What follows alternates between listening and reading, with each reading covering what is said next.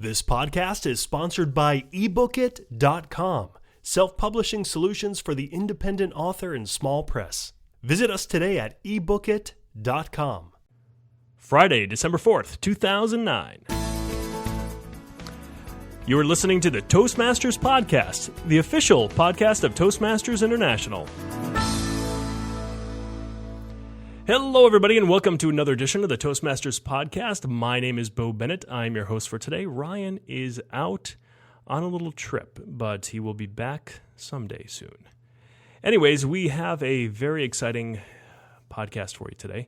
We're going to be speaking with a Mr. Richard Stanley, and he wrote a very interesting article in the December 2009 edition of the Toastmasters magazine all about his icebreaker speech. And I know we had a bunch of requests come in from our listeners about doing a podcast on the icebreaker speech. So this is it. Here you go. Let's listen in to what Richard has to say. And I'm on with Mr. Richard Stanley. Richard, how are you? I'm good. Great. You wrote a very interesting article in the Toastmasters magazine, and that is the December 2009 edition called My Icebreaker. And I believe it is the story of your icebreaker. How long ago did you give this icebreaker? I would say about 3 years ago. Okay. 2 or 3 years. So you're definitely still not a rookie. I would say it's more of an amalgamation of my first three speeches, to tell you the truth. Right. So bits and pieces from all the most memorable parts from my first three speeches became that story. Gotcha. It's a wonderful article because so many Toastmasters, new Toastmasters, have a difficult time getting up there and doing their first speech. And as you kind of summarize in your article, once you do it, you're excited about it. And you're like, yes, I want to go back. I want to do it again. But it's actually just getting the nerve, getting the courage to get up there and actually do it. Why don't you tell us a little bit about that experience? The funny part is that since I sent out that speech, I've been getting emails from a number of new speakers, and they all said that this is exactly what they feel. But I just remember when I gave out my first speech, I just didn't expect a lot of the things that came up. Namely, I wrote my entire speech, and I didn't expect myself to start paraphrasing things or thinking things on the fly when I did it. When I first wrote it, I thought, oh, gee, it's going to be perfect, and it was more about the emotions that came up that I wasn't fully expecting to come up. Right. I didn't expect how I would respond. How paralyzing it is when you first stand up there and you just can't say anything, and you look in there and you go, oh, just say something. Right. And since then I've become more experienced, and I've watched a number of people give their first icebreakers. And it seems that they all universally experience all that, and yet they all think that they're the only ones that experience it. It was kind of an interesting. So that's one driving force behind me writing that article. Great. You mentioned about writing your notes. Did you actually write it out word for word, and did you rehearse it word for word? My first two speeches, I did that because I thought I would write it word for word, and I sat there and I made sure every sentence was perfect, and I was very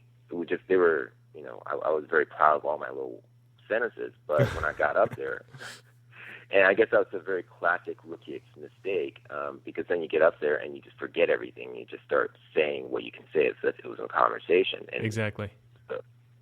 And that was an experience. That was something I didn't really fully realize until I started doing it. So. Exactly, and you got to give credit to the international champions who have to basically do that, memorize their speeches word for word, and deliver every single line with perfection. It's an incredibly difficult task to do, even for a 5-minute speech. So I heard you tried to throw a joke in there. What happened with that? Oh yeah, you have this joke in your head that you think is going to be hilarious and that it's perfect, and you might even have said it to one or two people.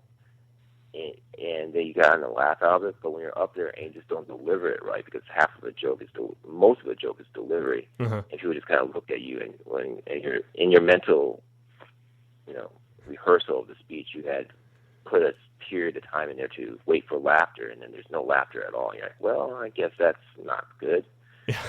So it changes the mood for the rest of what you were expecting for the speech. Yeah, it sure does. Doing a little stand-up comedy myself in my past, I know that the jokes could be hilarious, and if you're on that night, and if you deliver it and you're in good spirits, people could laugh, and it could be fantastic. But if you're nervous, the audience will detect that, and the joke just is not funny coming from somebody who's very nervous or scared. You kind of feel sorry for the person, and if you do laugh, it's just kind of like a, the sympathy laugh. I get plenty of those. And the audience that you delivered your first speech to, how were they? Were they kind of like a stand-up comedy audience that were just sitting there with their arms crossed saying, "Make me laugh, funny man," or were they? Oh no, they were a good club. I mean, it was a Toastmaster club. You're talking about my first speeches, right? Yes. Yeah. No, they were good. I had a very large club, and they were very understanding. Mm-hmm. And they were aware that was my first speech. Actually, my very first speech, I was fairly successful about my jokes. It was a pretty funny situation, and I worked it a lot. But my second speech, I started hitting that. Gotcha. So, and I guess I lucked out my first speech in that regard. Right. Yeah, I was kind of setting you up with that one, Richard, because the Toastmasters audience is basically a very good audience, very sympathetic, because everybody's doing the same thing, so everybody's very supportive. Well, I have given some presentations, professional presentations, and some audiences can make it very uncomfortable for you. Right. So you come to appreciate the Toastmaster audience greatly. Right. And in your article, when you're talking about your icebreaker speech, you mention how you start to go and you get on a roll and you start to get comfortable and you're thinking to yourself, yeah, you know what, this is working. But then all of a sudden something happens. You forget something, you get nervous again, and everything goes downhill again. And I can't tell you how common that is, not only with the icebreaker speech, but pretty much with every speech, from that point on, it happens. And your analogy is perfect. It's like a roller coaster that goes up and down and up and down. And hopefully you just want to be on the roller coaster that just keeps on going up. Yeah, I very distinctly remember that experience on my second speech. Yeah, mm-hmm. Things were going great, and then literally everything went blank. And I felt like I stood in front of the audience for an eternity while I was just trying to figure out what I was supposed to say. And I just remember, like, what can I do? Can I just leave? It was just a moment of sheer panic. Right. And then things started rolling again, and things were great. So that's right. It's having the courage really to stay up there and just get your composure, even if it means taking an awkward few seconds to think about what you're going to do next, and then just go ahead and do it. Now, when you were up there, did you have a glass of water with you, or something no. right by your side? No. Okay. Did your mouth get incredibly dry when you couldn't even talk, or did you not get to that stage? I don't think I got into that stage. It's still like I felt every bead of sweat on my forehead. Okay. I remember that. And I just remember people looking at me saying, well, you could say something now. And I was like, I wish I could say something right now, but right. I just can't think of it. That's interesting because a lot of people experience that extreme nervousness differently. Some people, like myself, when I get in that position, my mouth gets incredibly dry and I can't even talk. Other people start to sweat. Other people start to shake pretty much uncontrollably. So it's interesting how people show that fear, I guess, if you want to call it that, of the speaking. So, Richard, having been through this somewhat painful yet rewarding experience of giving an icebreaker speech, what advice would you give new members who are ready to do their icebreaker speech? Fairly recently. I just became president fairly recently, and then we had a number of new members, and they all seem to want to relate their entire life history and their philosophy in life mm-hmm. in some way. That's good. I mean, that's your first icebreaker. You're supposed to do that, but I think they don't realize how much they can say, how much they have to say, and how little time 5 minutes really is. Right.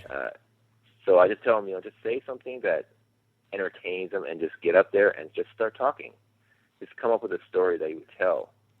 Don't worry about coming up with something that will inspire people, because you'll learn that later on. And that's what I usually relate. Just get up there, and I said, just say your whole speech. Here's my technical advice was just to actually say your entire first speech out loud, and try to keep it under the time limit. Don't worry about hitting your time limit. Just try to keep it under. All right. Well, that's some good advice. Richard, thank you very much for taking the time to come on to the Toastmasters podcast and talking about your article. Once again, it is an article entitled My Icebreaker, and that is in the December 2009 edition of the Toastmasters magazine. I think it was wonderful because it really paints a vivid picture of what most Toastmasters going through giving their initial icebreaker speech. And I would even dare to say what many Toastmasters go through giving pretty much every speech after that. Maybe not to that extent, of course, but of course feeling some of the things that you mentioned in your article. Very well written and very well done, Richard. Thank you very much for that. Thank you. I'm glad you liked it.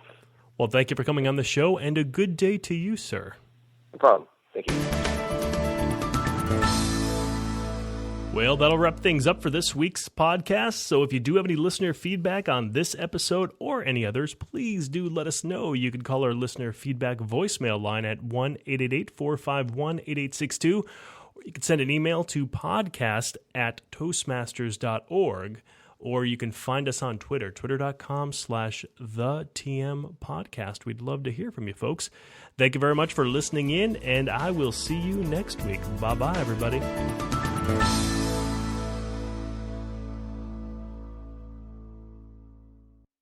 Isn't it about time you published that book you've been thinking about?